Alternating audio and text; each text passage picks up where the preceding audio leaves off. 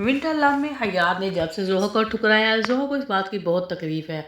उसके दिल से यही आह और तकलीफ़ भरी आवाज़ निकलेगी कि हयात, तुमने मेरी मोहब्बत को जिस तरह से ठुकराया है, दिल से कहती हूँ तुम्हारी मोहब्बत को भी इसी तरह से कोई ठुकराए तो तुम्हें इस बात की तकलीफ़ का एहसास जब होगा कि मोहब्बत भरे लहजे में जो कोई मोहब्बत करता है उसका दिल किस तरह से तोड़ते हैं। और ये कुछ हयात के साथ अब आने होने का टाइम आ ही चुका था, क्योंकि हयात वुश्क से मोहब्बत करता था और वुश्क की मंगनी अब होने लगी थी फादर से।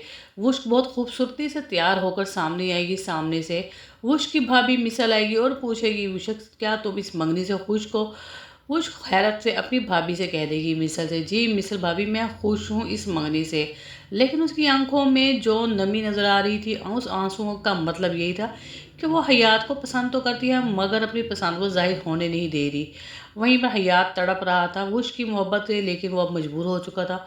वो जानता था कि वुश की मंगनी अब उसके फादर से ही हो रही है, इस वजह से वो खामोश हो जाएगा। मगर वो जानता था कि चाहे मैं जितनी मर्जी वुश से मोहब्बत कर लूँ, उसकी तरफ से मुझे कभी भी पॉजिटिव जवाब नहीं आएगा। उसने तो कभी मुझे इस तरह लहजे में देखा ही नहीं, उसकी नज़रों में मेरी कभी प्यार था ही नहीं, तो वो मुझे मोहब्बत का इजहार क्या करेगी। मगर हयात का भाई उसे ये समझाने की कोशिश करेगा कि उसे एक न एक दिन आपकी मोहब्बत का एहसास ज़रूर होगा। मगर हयात को बिल्कुल भी ऐसी कोई उम्मीद नहीं कि वुश्क उसे आकर कभी कोई मोहब्बत भरा पैगाम भी दे देगी।